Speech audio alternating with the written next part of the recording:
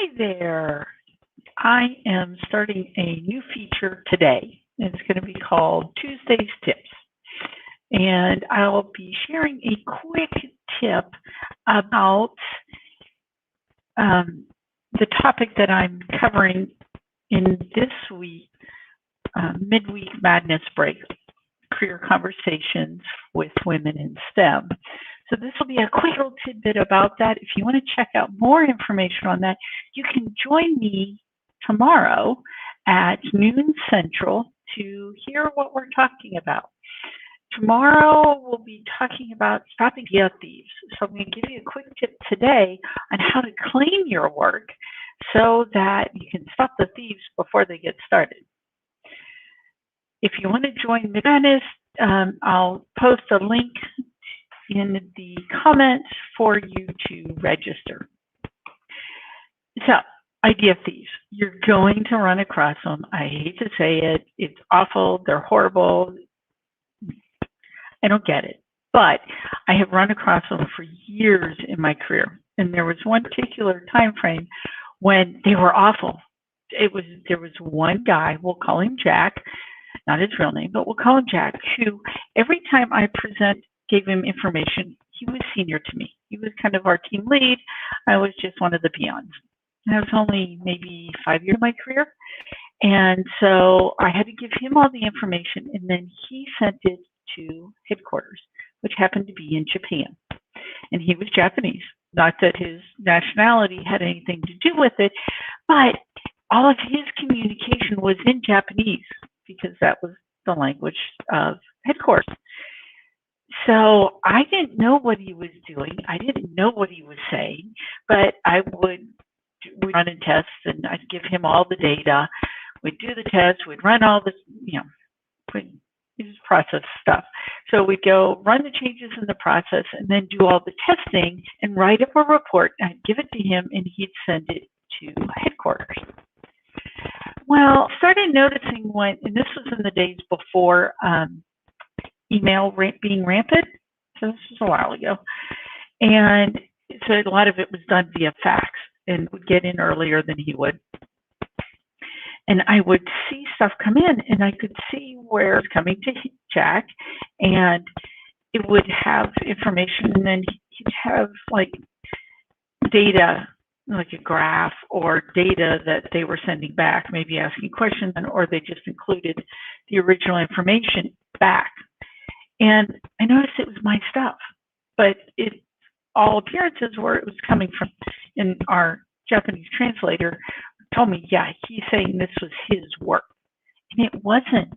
It was mine. It was Ken's. It was Meryl's. It was everybody but him.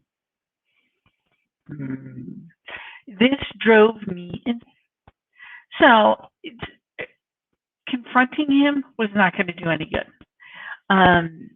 There's nothing I could do about it. So in confronting him would have just hurt me, is that the culture of the company, that wouldn't have worked.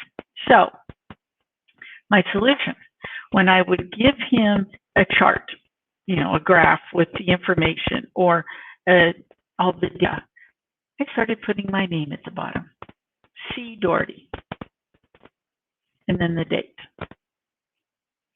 Just a real small down at the bottom. And then when it got sent over, my name was attached to it. He couldn't remove that because everything was hard copy. And even now, Excel, I'm not even sure Excel existed when this was going on. This was just before Excel came out. But now, even in Excel, you can put it in the footer.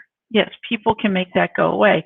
The file if you created the file, your name is in the metadata for the file. That they can't get rid of.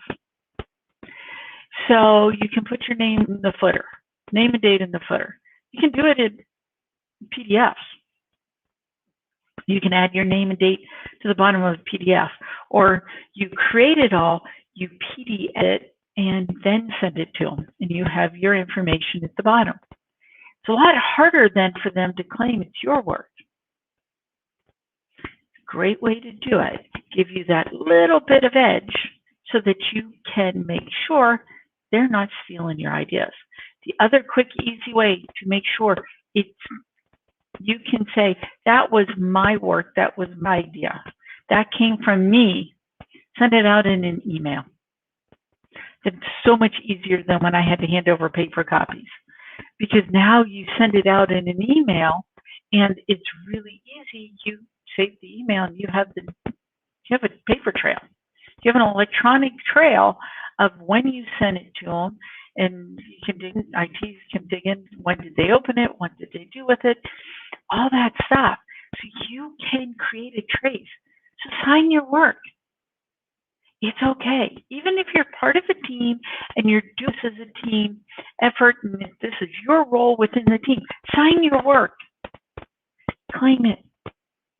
That way then people who want to take advantage of what you've done, try to take it and present it as theirs, they can't.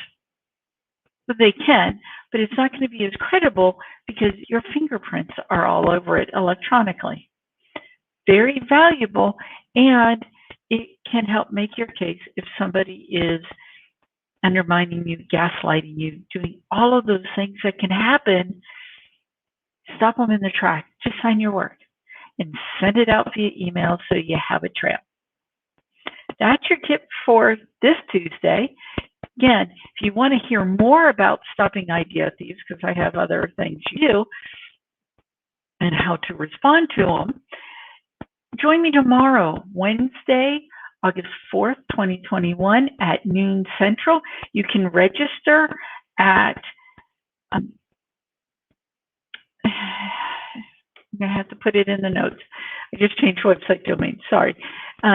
It's at caroldoherty.com/midweek madness break.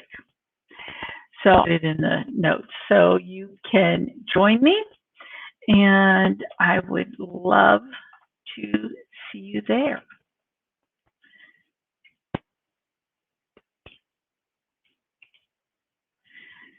If you have any questions or ideas, pop them in. I would love to hear them while I get the address.